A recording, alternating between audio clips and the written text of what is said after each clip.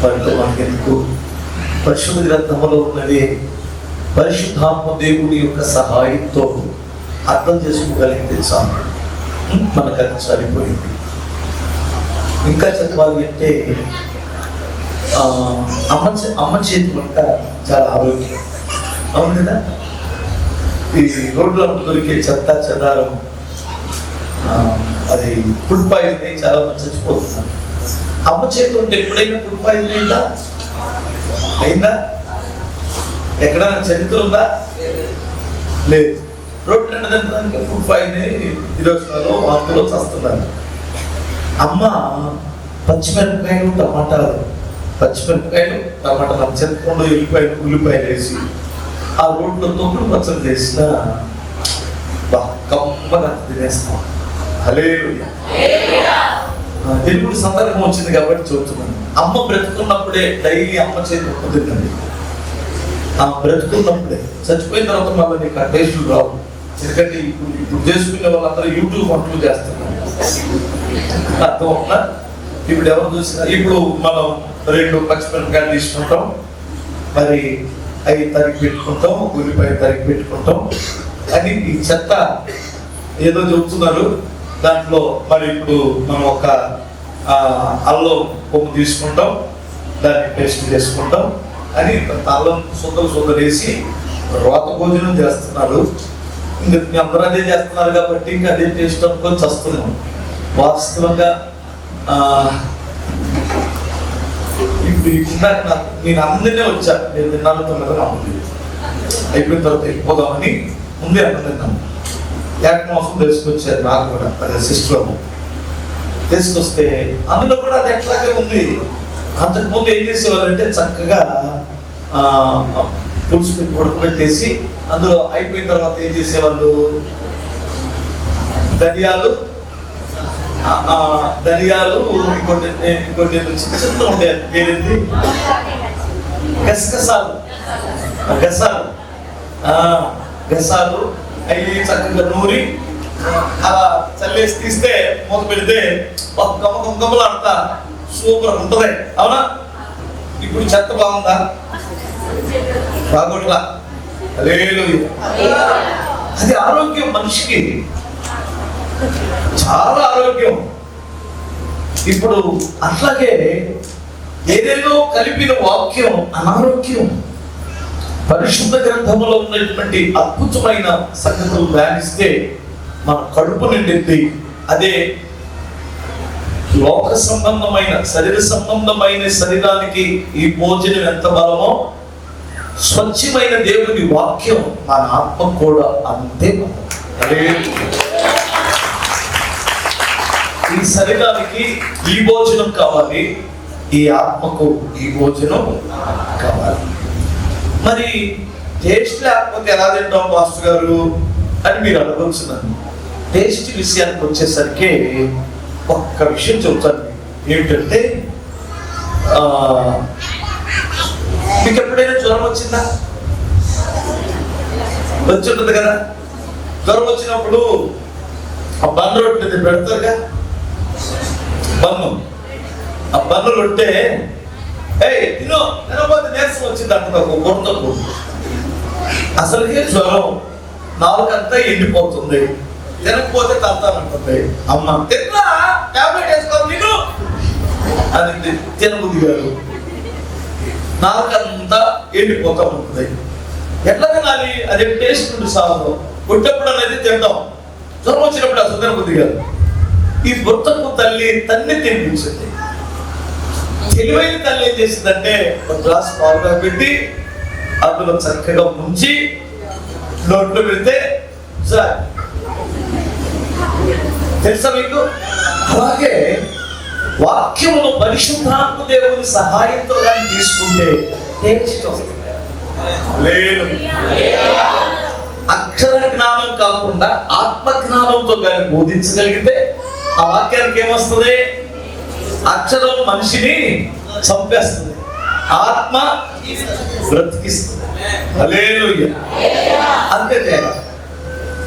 అందుకని కొంతమంది సేవకులు అదే వాక్యం అందరూ చెప్పేది అదే, మరి ఎందుకు టేస్ట్ మారింది? అంటే చెయ్యి మారినప్పుడు టేస్ట్ మారి. ఇంకా చెప్పిన ఇంకొక మాట చెప్పి నేను వాక్యం పెట్టాను.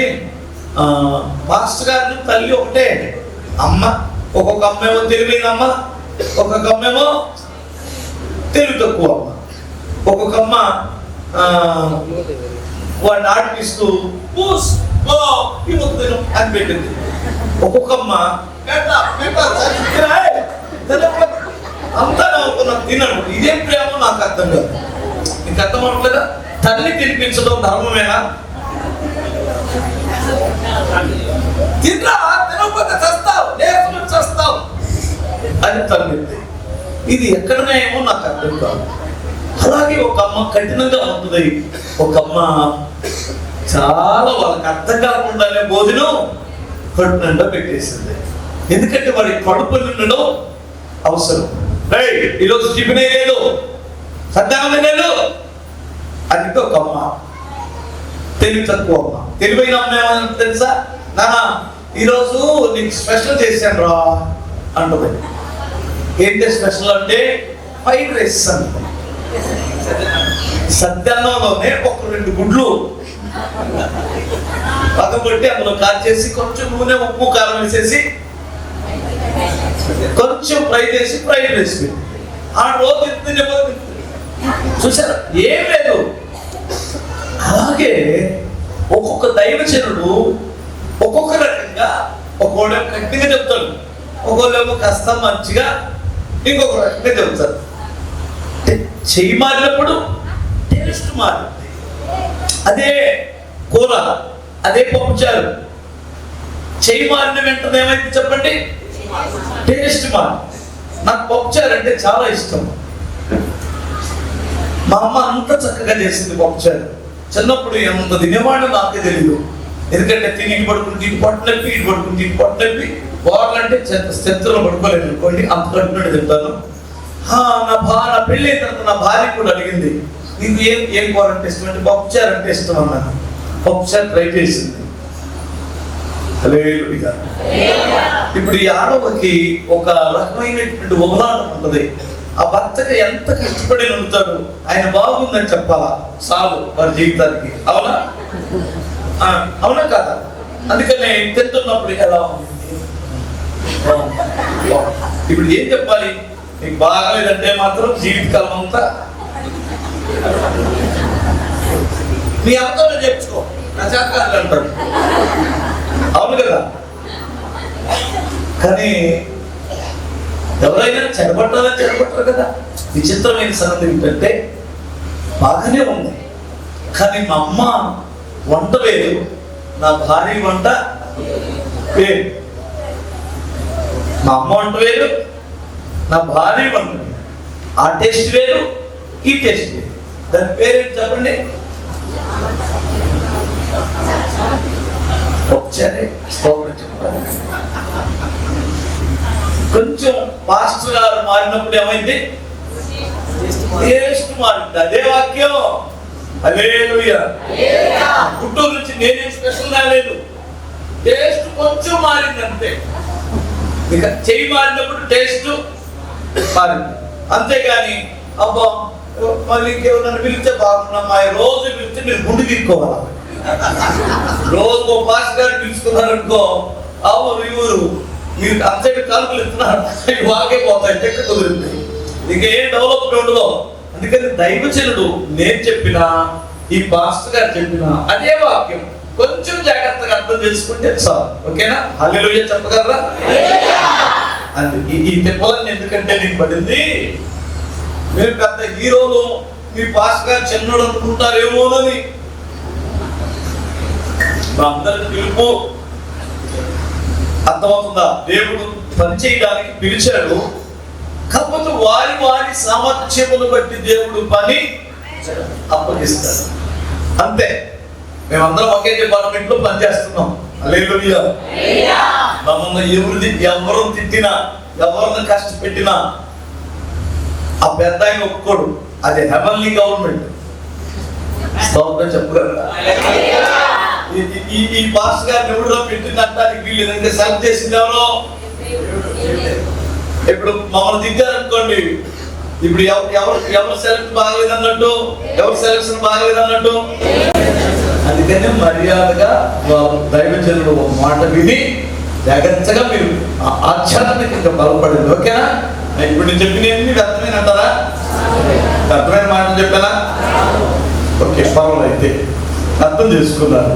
చూడండి ఒకసారి లూకా సువార్త 15వ అధ్యాయం 8వ వాక్యంలో ఒక మాట చూడు. తల్లి, ఏ స్త్రీకైనను 10 ఎండి నాణ్యములుండగా వాటిలో ఒక నాణ్యము పోగొట్టుకుంటే ఆమె దీపము వెలిగించి ఇల్లు ఊడ్చి అది దొరుకు వరకు జాగ్రత్తగా ఎతకదా? అది దొరికినప్పుడు తన చెలికత్తెలను పొరుగు వారిని పిలిచి, నాతో కూడా సంతోషించుడి, నేను పోగొట్టుకున్న నాణ్యము దొరికినదని వారితో చెప్పుదు కదా. అటువలే మారు మనసు పొందు ఒక పాపి విషయమై దేవుని దూతల ఎదుట సంతోషము కలుగునని మీతో నిశ్చయముగా చెప్తూ. అమ్మా జాగ్రత్తగా వినాలి తల్లి. ఇక్కడ తప్పిపోయినటువంటి వ్యక్తుల గురించి 3 సందర్భాలు ప్రభు తీసుకుని వచ్చి 3 ఉపమానాలుగా విభజించి చెప్పారు. గొర్రె తప్పిపోయింది. ఒక్క గొర్రె తప్పిపోతే 99 గొర్రెలను ఆయన అక్కడే విడిచిపెట్టి ఆ ఒక్క గొర్రెని వెతకడానికి వెళ్ళి అది దొరికినప్పుడు తన భుజముల మీద ఎక్కించుకొని వచ్చును కదా అన్నాడు. తర్వాత కిందకు వచ్చిన తర్వాత ఒక మనుషుడికి 2 కుమారులు ఉంటే చిన్నవాడు తన ఆస్తిని తండ్రి దగ్గర నుంచి తీసుకొని దూరదేశములకు వెళ్ళి ఆడంతా హైపరుచుకొని వేశ్యలతో తినేసి దుర్వ్యాపారం చేసి పాడయి తిరిగి వచ్చి వాడు బుద్ధి వచ్చినప్పుడు తిరిగి వచ్చి తండ్రి ఇంట్లో చేరుకున్నాడు. వీళ్ళిద్దరు అలా ఉంచారు. ఇక్కడ ప్రభువు చెప్పిన మరొక విషయం ఏంటంటే, ఏ స్త్రీకైనా 10 ఎండి నాణ్యములుంటే, అంతే కదా, ఇండియానా 10 నాణ్యములు అన్నాడా, ఎండి అన్నాడా? ఎండి నాణ్యములుంటే ఒక్కటి పోతే ఆమె ఆ ఒక్కటి పోయినందుకు ఆమె ఏం కోల్పోయిందంటే సంతోషాన్ని కోల్పోయింది అన్నాడు. అంతే కదండి? సంతోషం లేదు, ఆమెకి మనశ్శాంతి లేదు. ఆ వెలుతుని బట్టి ఆమె బహుగా ప్రయాసపడి వేదన చెంది ఆమె ఏం చేస్తుందంటే ఇల్లు ఊడ్చి దీపం వెలిగించి ఇల్లు ఊడ్చి జాగ్రత్తగా వెతికింది. అది దొరికినప్పుడు తన చెలికత్తెలతో కలిసి సంతోషిస్తుంది అన్నాడు. ఇక్కడ అసలు ఈ ఉపమానం ఎందుకు వచ్చిందో ఒక్క విషయాన్ని చెబుతాను మీకు. యేసు ప్రభు ఎందుకు చెప్పాడు ఉపమానం అంటే, యేసు ప్రభు వారు ఎప్పుడు కూడా ఊహించి ఏది చెప్పలేదు. ఊహల లోకములోనికి మనల్ని తీసుకెళ్ళలేదు. ప్రాక్టికల్ గా ఉన్నట్లుగానే చెబుతాడు ఆయన.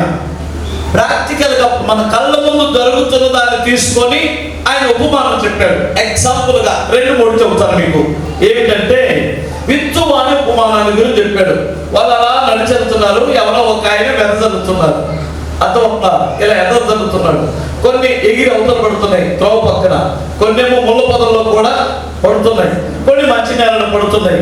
అలా కొన్ని వచ్చి ఆ త్రోవ పక్కన పడిన వాటిని ఆకాశ పక్షులు వచ్చి ఎత్తుకొని వెళ్ళిపోతున్నాయి. అది చూడండి ఒకసారి, అలా చూడండి అన్నాడు. శిష్యులంతా అలా చూశారు.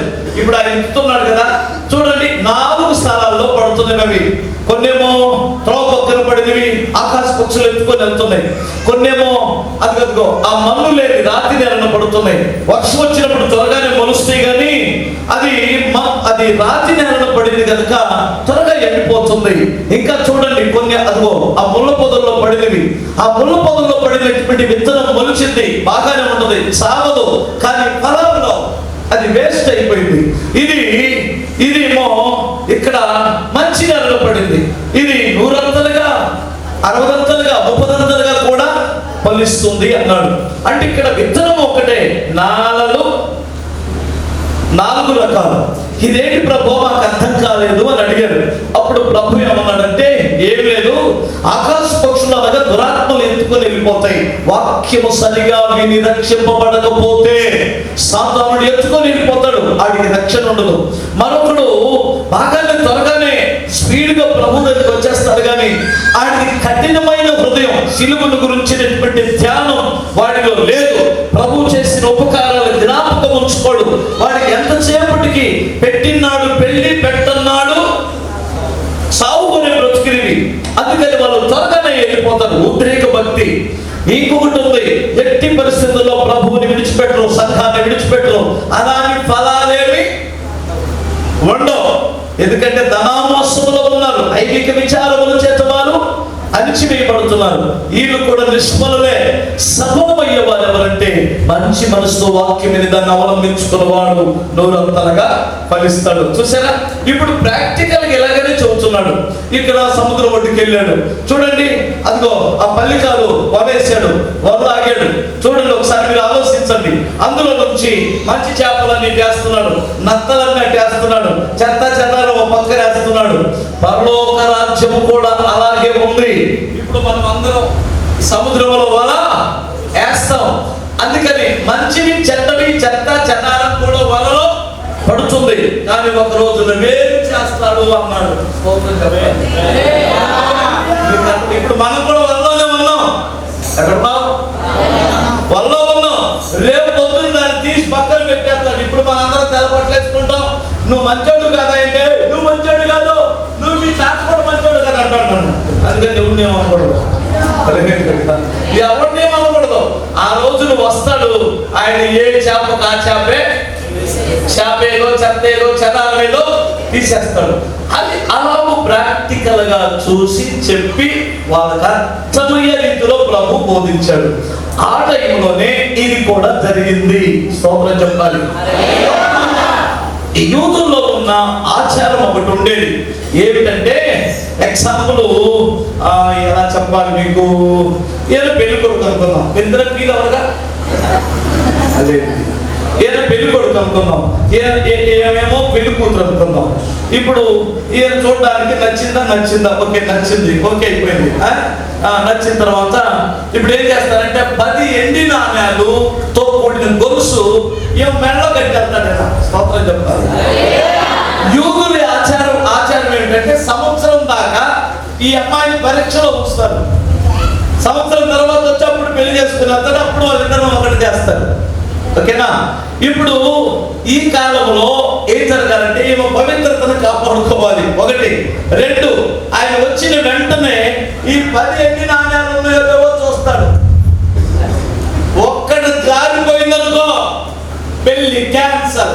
ఎందుకు క్యాన్సల్ అయిందో చెప్పనా? ఆ 10 ఎండి నాణ్యాల మీద 10 ఆజ్ఞలు ఉంటాయి. స్తోత్రం చెప్తాను. 10 ఎండి నాణ్యాల మీద ఏముంటాయి? 10 ఆజ్ఞలు ఉంటాయి. ఇప్పుడు ఆయన వచ్చేసరికి, పెళ్లి కొడుకు వచ్చేసరికి పెళ్లి చేసుకుందామని దొంగిలించరాదు అని ఉందనుకో, అది పోయిందనుకో, ఇప్పుడు ఏమో దొంగతనం చేసింది, ఈ దొంగలు నాకు వద్దు అంటాడు. ఇది అర్థమైందా? దీనికి దొంగతనం అంటే లెక్క కూడా లేదు. భర్త జేబులో దొంగిలించింది,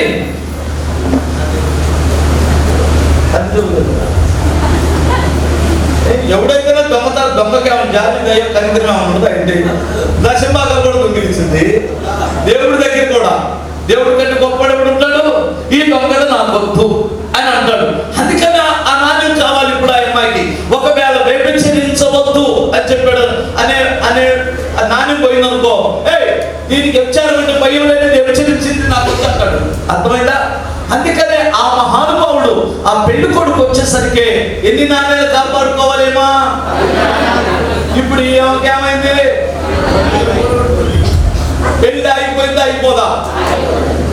హల్లెలూయా. అది ఇప్పుడు టెన్షన్. ఏమో సంతోషాన్ని కోల్పోవడానికి కారణం ఏమిటి? అదే, రేపు మన పెళ్లి కుమారుడు వస్తాడు, ఇక్కడికి వస్తాడు కదా. ఆయన వచ్చేసరికి మన మెడలో అన్ని ఉండాలి. హల్లెలూయా.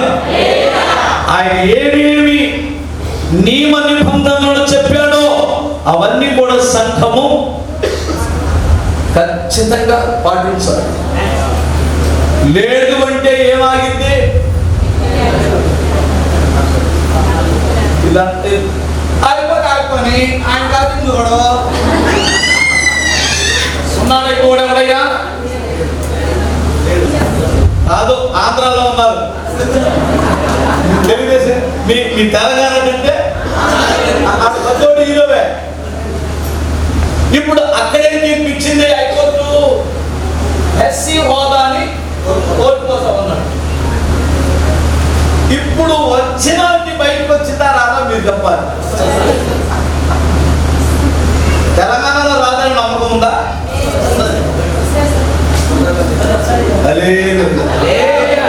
స్తోత్రం చెప్పగలరా? ఎస్సీఏ కాదు, ఎస్టీ హోదా కూడా కోల్పోతామంట. కావాలా ప్రభు? ఆఫ్టర్ ఎస్సీ ఎస్టీ మా తాతకే ఉద్యోగం బ్రతికారు, మేము కూడా బ్రతికేస్తామన్నట్టు వారు చేతులండి. ప్రభువే కావాలా? అయితే మీరు మెరుగు పెట్టిన అంబుల్లాగా ఉంటావు. స్తోత్రం చెప్తాను.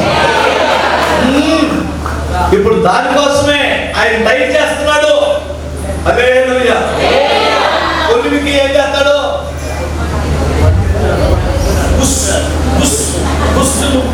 కొలిమి ఏమైంది? ఇప్పుడు ఒక్కొక్కడు ఇప్పుడు గాలి పడుతున్నాడు. కొలిమి ఎక్కువైతే అందులో కొలిమిలో మనలేస్తాడు. కానీ ఇది బంగారం అయితే మెరుగు వస్తుంది. అలాగే చేస్తున్నాడు దేవుడు. హల్లెలూయా చెప్పగలరా? రాని శ్రమలు రాని, కష్టాలు రాని, ఇరుకులు రాని, ఇబ్బందులు రాని, వెయ్యి విశ్వాసంలో 2 రకాలు ఉంటాయి. వారు విశ్వసించి అర్థమవుతుందా, గొప్ప గొప్ప విజయాలు చూశారట. బలహీనులు బలవంతులు అయ్యారు, రాజ్యాలను జయించారు, చివరికి చచ్చిన వాళ్ళను కూడా లేపుకున్నారు, గొప్ప కార్యాలు చూశారు. ఇది ఒక పక్క. రూపాయలు ఉందా?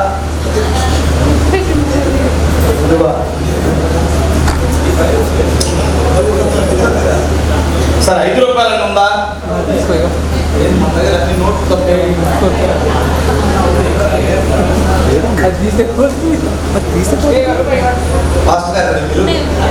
దగ్గర ఉంటాయి.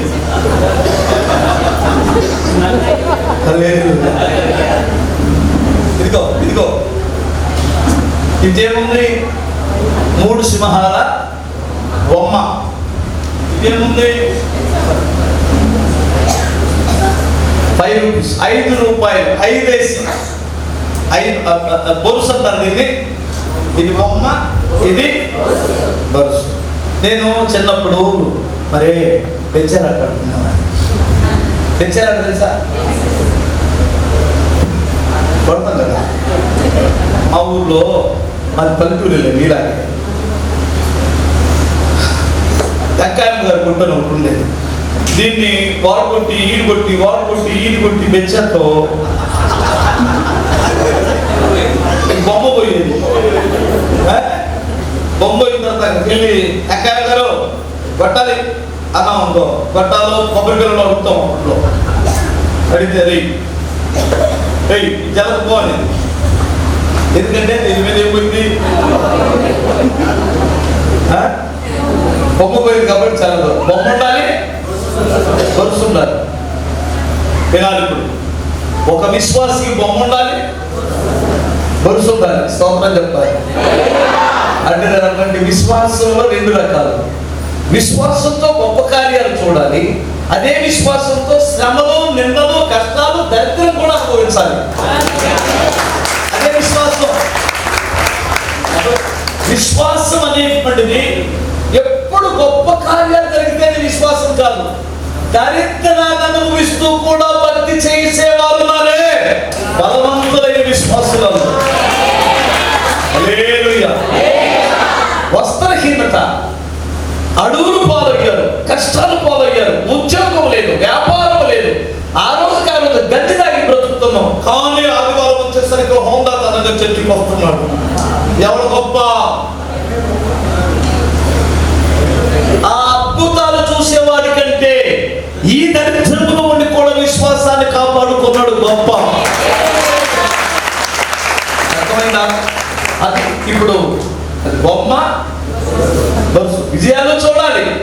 కష్టాలలో కూడా ప్రభువుని వెంబడించాలి. ఇప్పుడు అది అనుభవించింది ఈ పిల్ల. స్తోత్రం చెప్పాలి. ఫస్ట్ ఎక్కడి నుంచి వచ్చింది? ఇది మట్టిలో నుండి. తర్వాత ఏమైంది? అగ్నిలో కాల్చబడింది. ఆ తర్వాత ముద్రపడింది దీని మీద. స్తోత్రం చెప్పాలి. దాన్ని ఏమంటారంటే యేసు రక్తపు ముద్రలు అన్నాడు పౌలు. ఇంకో మాట ఏమన్నాడంటే పరిశుద్ధాత్మ మీకు సంచకరువుగా ఉన్నాడు అన్నాడు. సంచకరువు అంటే ఎంతమందికి తెలుసు? భయాన ఆమె. స్తోత్రం చెప్పాలి. ఈ వ్యక్తికి నేనే ఆమె. స్తోత్రం చెప్పాలి. ఇప్పుడు మనకు హామీదారుడు ఎవరో? పరిశుద్ధాత్ముడు. హల్లెలూయా. ఒక్కొక్కరు తక్కువడు పరిశుద్ధాత్ముడే లేదంటే నీకు హామీ లేదని అర్థం. అర్థం కాదా? మధ్యవర్తి ప్రభు అయితే తండ్రికి మనకి హామీదారుడు ఎవరు? జామీందారుడు ఎవరు? ఆయన నమ్ముతున్నావా? ఎవరైనా అన్ని భాషలో మాట్లాడితే ఏంటది? అన్ని భాషలో అల్లది. మీకేం తెలుసు? కొంత కూడా మీకేమర్థం కదా? స్తోత్రం చెప్తారు ఒకసారి. హల్లెలూయా.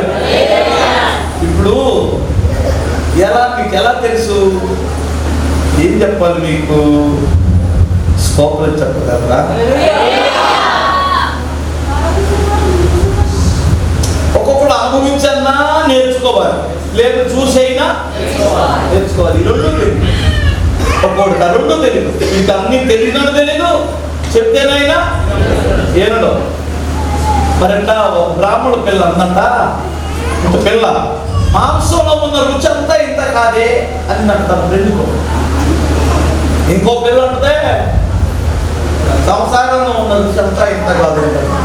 వాళ్ళ వయసు ఎంత అనుకున్నారు? 6 సంవత్సరాల పిల్లలు. అటు రాజమండ్రి ఒకడు ఎత్తు ఎన్నాడు ఆ మాటలో. ఎవరి పిల్లవే అన్నాడు. నేను బ్రాహ్మణ పిల్లనే, పంతులు గారు అమ్మాయి. ఇంకెన్ని సంవత్సరాలు? 6. మాంసంలో ఉన్న రుచి అంతా ఇంత కాదు. తిన్నావా? తినలేదు. మీ నాన్న తిన్నాడా? తినలేదు. నీకెలా తెలుసు? రాజు గారికి చెబుతాను. నీ వయసు ఎంత? 6 సంవత్సరాలు. ఇందాకమాను సంసారంలో రుచి అంతా ఎంత? ఎలా తెలిసి నీకు? రాజు గారి దగ్గర చెబుతాను. వీళ్ళిద్దరు పట్టుకొని వచ్చి రాజుగారి ముందు నిలబెట్టాడు ఆయన. ఎవరో రాజభటుడు. అప్పుడు ఆ 6 సంవత్సరాల పిల్లలు బ్రాహ్మణ పిల్లలు అడిగాడు రాజుగారు, అమ్మ మీ నాన్న పిల్లలు మాంసం తిన్నాడా? అది నా అమ్మ నాన్న కూడా వచ్చారు. అయ్యా మేము ఎప్పుడు తింటుందండి. ఈ అమ్మాయికి ఎప్పుడైనా పెట్టారా? పెట్టలా. ఎవరు పెళ్లి దగ్గర తిన్నావా? తినలా. ఆ టేస్ట్ తెలుసా? తెలియదు. మరి ఎలా? చూశానండి, దాని టేస్ట్ ఏంటన్నా. ఎలా? ఏం లేదండి, ఈ మాంసం తినేవాళ్ళు మాంసం తింటారా? 2 రోజులు, 1 వారం మాంసం లేదు, లేకపోతే భార్య భర్తలు తప్పుకుంటారు. అవునా కాదు? 1 వారం ఆయన మాంసం, మా అమ్మకానికి మాంసం ఇంకేమన్నా ఏం తెచ్చేస్తాడు ఈ మనిషి అంటే తప్పైన చేస్తే అన్నారు. తెచ్చిన తర్వాత వీళ్ళు కూర వండుకున్న తర్వాత వీళ్ళు తినే కంచం దగ్గర కుక్క ఎదురు పడుకొని ఇలా చూస్తుంది. అవునా? ఆ ఎముకల ఈగని తక్కువ పట్టేసుకొని కాసేపు నవిలి నవిలి నవిలి నలక్క ఆడ పడేసింది. దాన్ని పడేసిన వెంటనే కాకెత్తుకుంది. చూసారా? మీరు గమనించారా? కాకెత్తుకొని యాప్ చెట్టు మీద కూర్చోబెట్టి, యాప్ చెట్టు మీద దాని మీద అటు ఇటు వడ్డీ ఇటు పొడిచి దాని వల్ల కాక కింద పడేస్తే పడితే సేవలు పడతాయి. పట్టవా? వీడు ఎన్ని తిన్నాయి? మనిషి తిన్నాడు, కుక్క తిన్నది, కాకి తిన్నది, శివుడు. ఎంత టేస్ట్ ఉంటే మాంసంలో అన్ని తినాలని చెప్పిందట.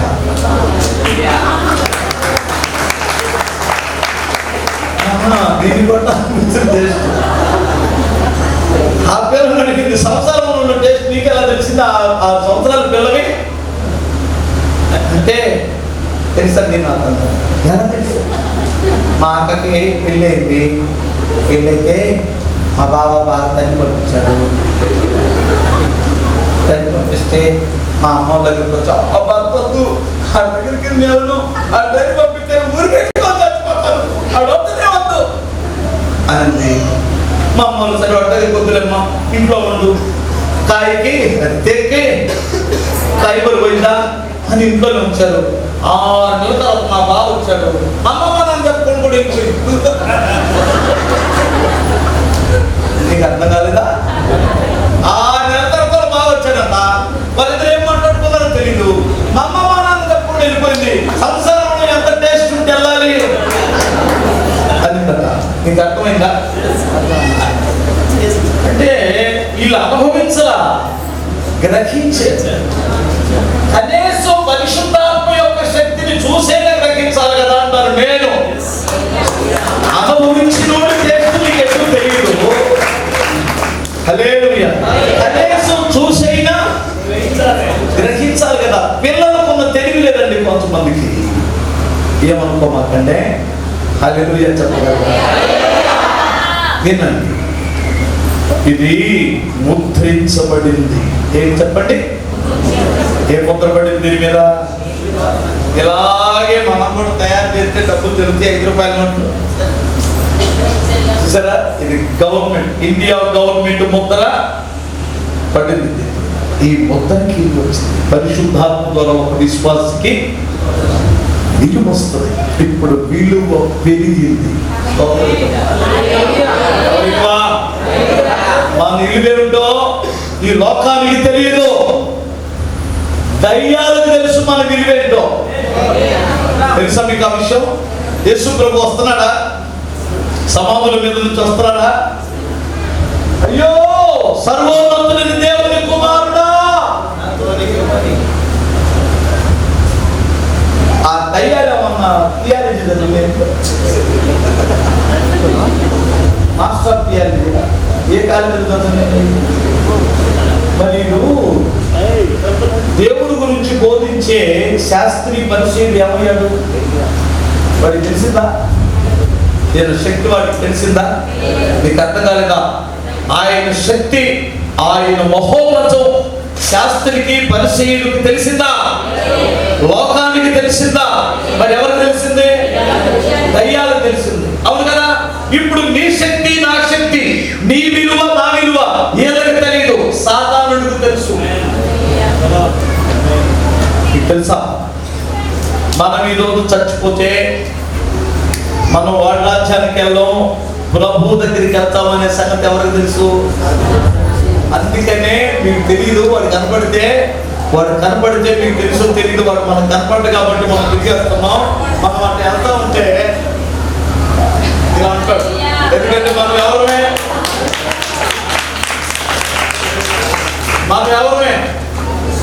వార సంబంధమైన వారమని వాడికి తెలుసు. ఎవరికే? ఎంతమంది తెలుసా? మీరు అనుకున్నారు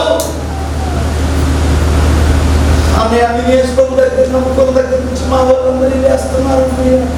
మా అబ్బాయి కూడా పిల్లనే ఉంటున్నారు, మా అమ్మాయిని చేసుకొని ఉంటున్నారు. మాకు ఎంతో అన్ని కష్టాలు అన్ని బాధలే ఉన్నాయా? పిచ్చిదా? నువ్వు కావాలంటే ధైర్యంగా అన్నాడు. రియల్ చెబుతున్నాను. ఎందుకంటే ఆనాడు మనుషులకి యేసు విలువేంటో తెలియదు. మరి మన విలువ ఎలా తెలిసింది? మన విలువ తెలియక మన రూటు వేరైందని, మన విశ్వాసం వేరైందని మన వాళ్ళు తిడతారు, దూషిస్తారు, అవసరమైతే కొట్టి చంపేస్తారు. తెలుసా మీకు ఆ విషయం? నాకేమొచ్చింది ఇప్పుడు? విలువ దీన్ని కాపాడుకోవాలా? ఈ నాణ్యం కాపాడుకోవడం చేతకాక సంఘములో ఒక గొప్ప విలువిస్తే అహంకారమైన మనసు వచ్చి అతిశయించి నేను పాడకపోతే ఏవి పాడతాను చూస్తానని అలిగి కిందకి వచ్చింది. నేను ఇవ్వకపోతే ఎలా అని అలిగి కిందకి వచ్చింది. అహం కొండలు తిరిగిపోయింది. ఆ పాట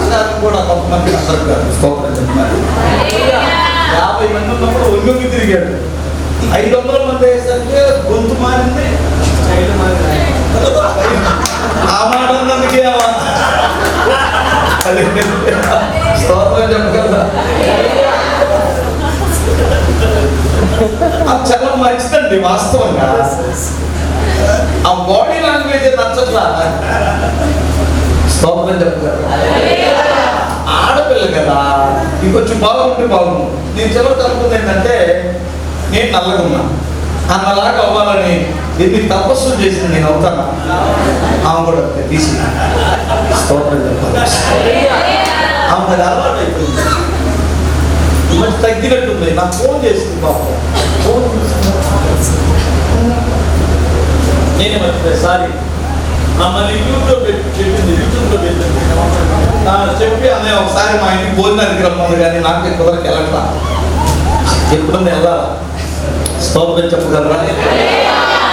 రెండు చేతులు చెప్పండి. గర్వించి కింద పెట్టి, గర్వించి కింద పెట్టి, గర్వించి కింద కింద పడిపోయిందా?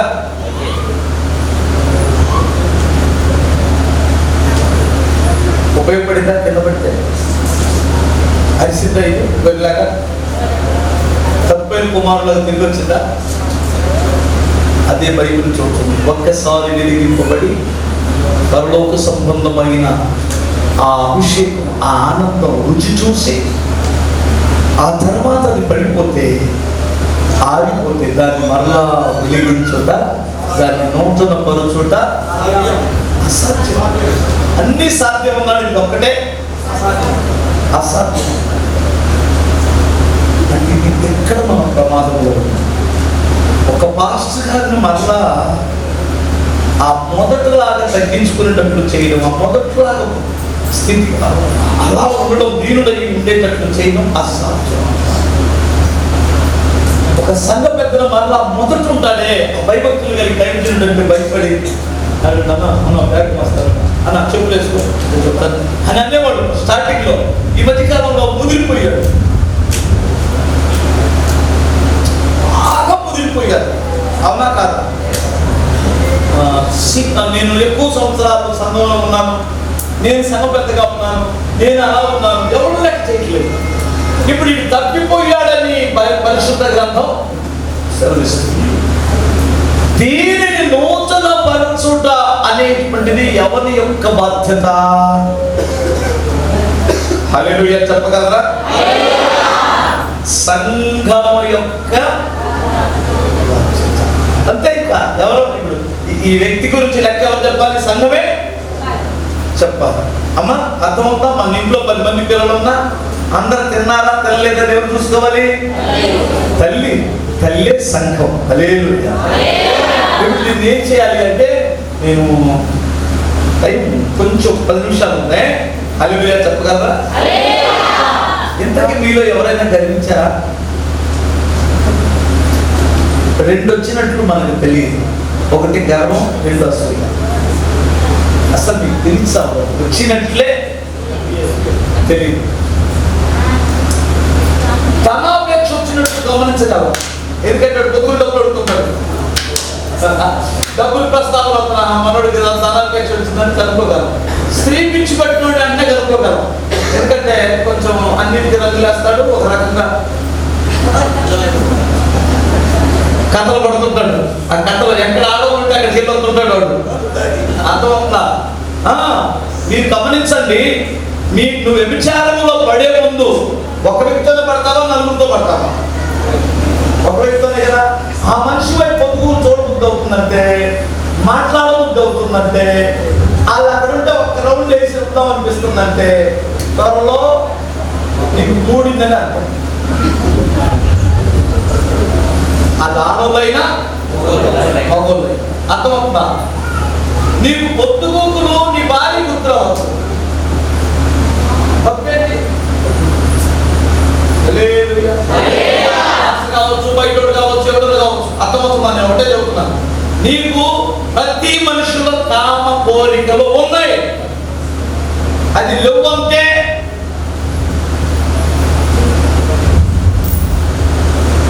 అని ఎలా పోతారు?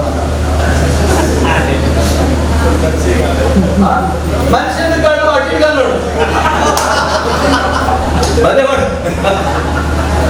ఎప్పుడైనా సరే పాస్టర్ కావచ్చు,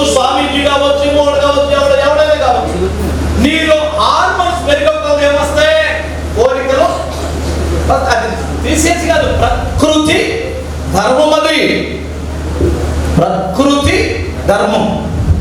స్త్రీ కూడా మీరు చాలా మంది అనుకోవచ్చు, నాకు ఏదో నాకు ఈ కోరికలు వస్తున్నాయి అమ్మా అనుకుంటే మరి రావద్దా? మీరు భోజనం చేయట్లేదా? వస్తాయి. అందుకని దేవుడు ఏం చేశాడు? భర్తనిచ్చాడు. అందుకని దేవుడు ఏం చేశాడు? భార్యనిచ్చాడు. ఆ భార్య భర్తల సంబంధాన్ని దేవుడు ఏమన్నాడంటే పాన్పు నిష్కలంకమైనది అన్నాడు. అర్థమవుతుందా? నీ పరుపు మీదకి వేరొక స్త్రీ ఎక్కకూడదు చచ్చేంత వరకు, నీ భార్య తప్ప.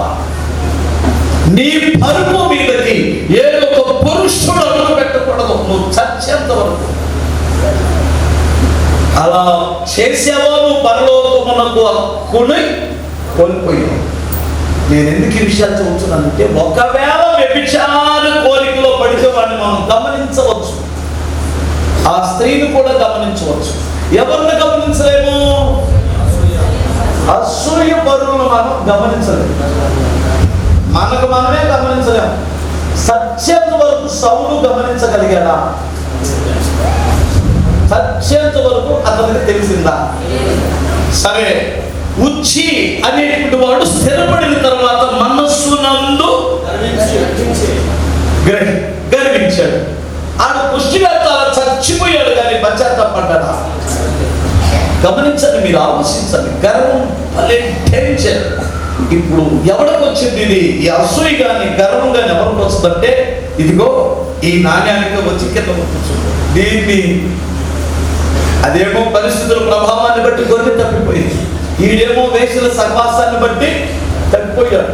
వాళ్ళిద్దరు బయట ఇంట్లో నుంచి బయటికి వెళ్ళారు కాబట్టి బయట నుండి ఆ గొర్రె ఏమో దొడ్లోకి వచ్చింది, ఆడేమో ఇంట్లోకి వచ్చాడు. ఇది ఎక్కడ తప్పిపోయింది? సంఘంలోనే ఉండదే, పరిచర్య చేయదు, సంఘంలోనే ఉంటది, కానుకలు ఇవ్వదు, దశమవాదం ఇవ్వదు, నా ఆత్మలను సంపాదించదు. హల్లెలూయా చెప్పగలరు. ఏం చేయాలి? మనిషిని ఎలా ఎందుకు ఉపయోగపడదు? నువ్వు కొడుక్కి 30 ఏళ్ళు వచ్చినాయండి, ఎందుకు పనికిరాడు, ఏ ఉద్యోగం చేయడు, ఏ పని చేయడు, ఏ పొలం పని వెళ్ళడు, ఎందుకు ఉపయోగపడ్డా? సాయంత్రానికి మాత్రం కంచం తింటాడు, అది ఉంటేనే చస్తేది. పైపెచ్చి అందరూ వాళ్ళు ఏమడుగుతారు? మీ అబ్బాయి ఏం చెప్తున్నాడు అంటాడు. ఏం చెప్తున్నాడు చెప్పాలి?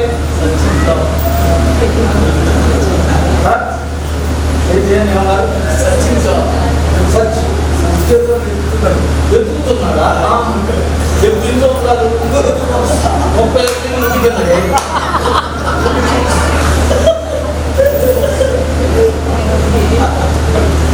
వాడికి మరలా ఈ జోబు ఇక్కడ, ఈ జోబు ఇక్కడ, ఇక్కడ జోబు, ఇక్కడ జోబు, ఈ చెవుల్లో ఇది అలా పెట్టుకొని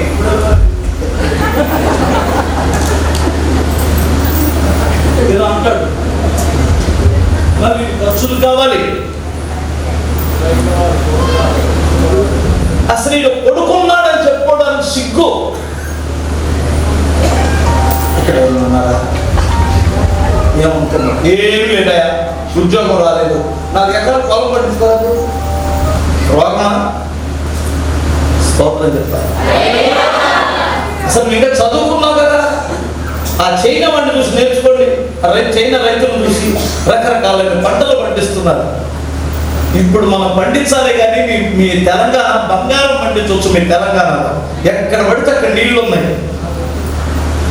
ఆంధ్ర భూమైనా మందులేసి మందులేసి మందులేసి సారం కోల్పోయింది, కానీ ఇప్పుడు సాగవుతున్నటువంటి తెలంగాణ పంటలో బంగారం పండించవచ్చు. ఇప్పుడు ఇంకొక 10, 15, 20 సంవత్సరాల వరకు బంగారం పండించవచ్చు. ఇక్కడ చేతనైతే స్తోత్రం చెప్పాలి. అవునా కాదా? కొత్త సాగర్ అయింది, మొన్న కదా నీళ్ళు వచ్చినాయి, సూపర్ పంట పండించవచ్చు. ఉద్యోగం కోసం ఎదురు చూసేది గుడ్డు. ఏమన్నారు? నేను ఇలా ఉన్నా అనుకున్నారా? ఇప్పుడైనా 10 ఎకరాల పొలం పండిస్తాను. నిజమండి, నాకు పొలం పండించడం మహా ఇంట్రెస్ట్. నేను రైతునై తర్వాత సేవకు వచ్చాను కదా, నేను పొలం పండించగలను. అంతేగాని ఒకటి దగ్గరికి వెళ్ళి ఒకటి మోచేతి కింద బ్రతకాల్సిన అవసరం ఏంటి? ఏదో 2 ఎకరాలు ఉంది, 4 ఎకరాలు తీసుకో, కౌలుకి ఏమైంది? హల్లెలూయా. నేను ఒకటే చెప్తాను, అంటే నేను ఎందుకు ఈ విషయాలు చెప్తున్నానంటే ఆ సంగతి పక్కన పెట్టాను. సంఘంలో ఉన్నావు, ఉపయోగమైన నాకు ఆత్మలు వస్తున్నాయి నీ ద్వారా. దైవజనుడికి అండగా నిలుచున్నావా? దైవజనుడికి ఆత్మీయ కుమారుడిగా కుమార్తెగా అండగా నిలుచున్నావా? నువ్వే ఉల్లిపాయలాగా తయారయ్యావు. గద్దిస్తే దైవజనుడిని ఏడిపిస్తావు, బుద్ధి చెబితే దైవజనుడిని ఏడిపిస్తావు. మొన్నలో మేము బిర్యానీ పెట్టారు, మాకు బిర్యానీ పెడితే అన్నయ్య ఉల్లిపాయ తెమ్మంటావా అన్నారు. తేందమ్మా నాకు బుద్ధి తక్కువ, ఉల్లిపాయలు కోసుకొని వచ్చి మా అమ్మ పెట్టిందండి. అదే ఏసీ రూమ్ కళ్ళమ్మడు మాకు తెలియకుండానే మాకు ఏడుపు రాకుండానే ఏడుపు వస్తుందంటే ఆ ఉల్లిపాయలు మమ్మల్ని ఏడిపిస్తున్నాయండి. దాన్ని కోసినందుకు పగబట్టి అర్థమైందా? స్తోత్రం చెప్పాలి. కొంతమంది అలా తగ్గారు. ఇప్పుడు ఈ తప్పిపోయిన నాణ్యాన్ని ఏం చేస్తే ఇది రక్షింపబడింది, మళ్ళా కొలుసులోకి వస్తుంది అని చెప్పాడంటే 3 మాటలు ఇందాక చదివిన దగ్గరే దీపం వెలిగించండి అన్నాడు. స్తోత్రం చెప్పగలరా? 2 చేతులే చెప్పండి. ఏం వెలిగించాలి? దీపం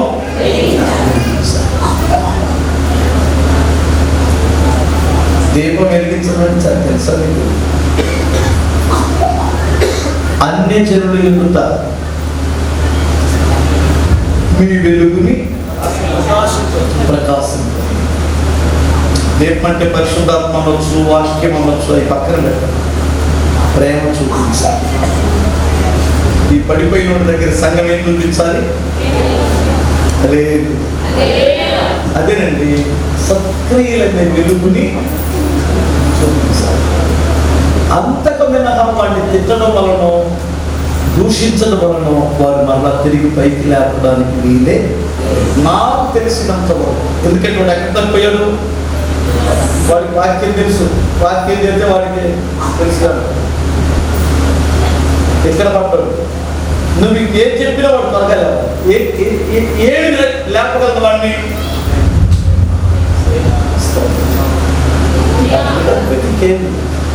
తండ్రి ఆ చిన్న కుమారుని ఏమన్నా గర్వించాడా? బుద్ధి చెప్పాడా? నా కొడుకు నీ గురించి నేను ఎంత అవమానాలు పాలని ఒక్క మాట అన్నాడా? కౌగిలించుకొని ముద్దు పెట్టడం తప్ప వేరొక మార్గమే. ఫస్ట్ 2 ఇల్లు ఊడ్చండి అన్నాడు. స్తోత్రం చెప్పాలి. ఊడ్చిన తర్వాత ఏమొచ్చింది? ఇల్లు ఊడిస్తే చెత్త, చెదారం, డస్ట్, దుమ్ము, అంటే మనలో ఉన్న లోపాలని సరిచేసుకో. ఒకవేళ నువ్వు మళ్ళా తిరిగి ఎంతకు నువ్వు లేవాలంటే వాక్యం ద్వారా నీ దీపం వెలిగించుకో, పరిశుద్ధాత్మ ద్వారా నీ దీపం వెలిగించుకో. నీలో ఉన్న లోపాలన్నీ ఊడ్చి చెత్త బుట్టలో వేసి, ఓకేనా? 3 జాగ్రత్తగా ఉండు. ఇక జాగ్రత్త అదే ఈ 3 విషయాలు చెప్పాడు. దీపం వెలిగించు, ఇల్లు జాగ్రత్తగా ఉండు. ఇప్పుడు ఈ జాగ్రత్త మనమే పాస్ కాదని కూడా నిజమండి. మన వాచ్మెన్ మన ఇక్కడ కాపుగా ఉంచారు, యజమాని జాగ్రత్త వెళ్ళిపడాలి. కాపుగా ఏ వస్తువు ఎక్కడ ఉందో అన్నీ ఉన్నాయా ఇవ్వాలి, జాగ్రత్త ఇవ్వబడాలి దైవజనుడు. ఇంకోటి, ఏ వస్తువుని ఎక్కడ పెట్టాలో కూడా తెలిసి ఉండాలి వాచ్మెన్. చెత్తనేమో పైన పెట్టి ఒరిజినల్ కింద పెట్టకూడదు. అర్థం కాలేదా? తెలివి చేత గర్భులు రమ్యమైన అందమైన సర్వ సంపదలతో నింపబడు. ఒక్కొక్క అమ్మ ఇల్లు చదివితే మనకే మాంసం వస్తుంది. ఒక్కొక్క అమ్మ ఇల్లు చదివితే ఎంత చక్కగా చదివితాం. సొలొమోను సరిగ్గా బుర్ర కొడుతుంది. అయ్యో బాబోయ్, అసలు మీ సేవకులు కూర్చుంటారు నిలుచుండట మాట్లాడుతున్న క్రమం ఎక్కడ తప్పండి. స్తోత్రం చెప్పుకోవాలి. అవునా కాదా? మీరు ఇల్లు చదువుతారా? మీరు ఇంట్లో చదువుతారా? రమ్మంటారా? సరే చూడండి. ఊరికే అన్నాను నేను మీ ఇంటికి వచ్చి తీర్పు లేదు కానీ చూడడానికి ఒక ఇల్లాలు యొక్క తెలివి ఎక్కడ కనపడింది? ఇల్లు సదిరే దగ్గరే కనపడింది. మాటలేదు వాడలేదు ఇప్పుడన్నా నయ్యం వస్తుంది. పద్ధతులు నేర్చుకున్నాను. ఒకప్పుడు ఇవాళ నుంచి అలా కాలు పెడుతుంది దండలే. దాని పేరు నేను మా ఊరు కూడా దండమే.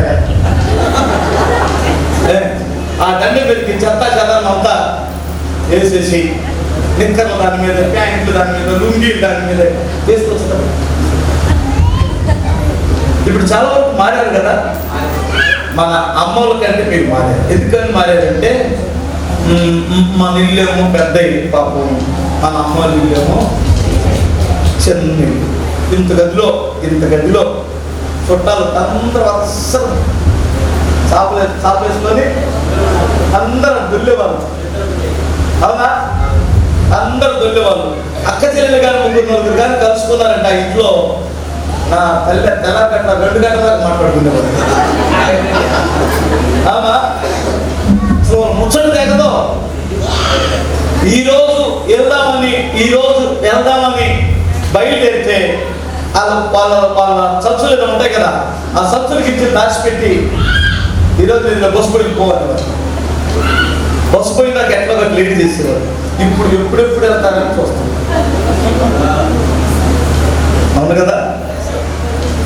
సరే, ఇలా చెప్పుకుంటూ వెళ్తే చాలా ఉన్నాయి కానీ మీకు అందరికీ నేను బ్రతుకులాడు చెప్తున్నాను. మిమ్మల్ని మట్టిలో నేను తీసేది, అగ్నిలో నుంచి శ్రమలకి బాధలకి తట్టుకున్నారు. మీలో ఒక రూపం వచ్చింది, దేవుడు ముద్రించాడు. ఇప్పుడు తప్పిపోవు. ఒకవేళ తప్పిపోయే స్థితిలో ఉన్నావా? వాక్యం ద్వారా నీవు వెలిగించుకో. ఓకే? చెత్త చెదారం ఏమన్నా ఉంటే పూజ చేసుకో. జాగ్రత్తగా సంఘాన్ని గురించి చెప్తున్నా. సంఘంలో ఎవరు తప్పిపోయినా వారిని మరలా దీపం వెలిగించి ఏ ఆత్మ తప్పిపోయిందో వారిని తిరిగి జాగ్రత్తగా తీసుకున్నారు. నేను అంటాను, దైవజనులు, సంఘ పెద్దలు ఆ ఇంటికి వెళ్ళండి, వాళ్ళు బ్రతిమలాడండి, అవసరంతో ఒక మాట పడండి, కానీ ఆ ఆత్మను మాత్రం వదలకండి. దేవుని స్తోత్రం. పోతే పోనే పాత నీరు పోతే కొత్త నీరు వస్తుంది. అసలు ఈ దైవజనుడు లక్షణమే కాదు. కోపడుతో ఒక్క మనిషి కూడా నీకు 4 కొడుకులు 4 కొడితే సత్యాలే అంటావా? సత్య సత్తారా అంటారా? తాగుపోతాడైనా మరి వెళ్ళిపోవాలి. వెళ్ళి సంఘాన్ని తీసుకొని వెళ్ళి దేవుని పెరిగించి జాగ్రత్తగా వెతికి ఎవడు పోయాడు, ఎవడు వచ్చాడు, ఎవడు వస్తున్నాడని సంఘం ప్రభు రాకడ వరకు సిద్ధపరచుకోవడమే స్త్రీ యొక్క బాధ్యత. లేదంటే ప్రభు వచ్చాడంటే ఈ స్త్రీని వదిలేస్తాడు. ఆ 10 నాణ్యాలు ఆయనకి ఏం అవ్వాలి? కనపడాలి. ఈ 100 ఆత్మలు ఆయనకి ఏం కనపడాలి? ఏం తెలియాలి?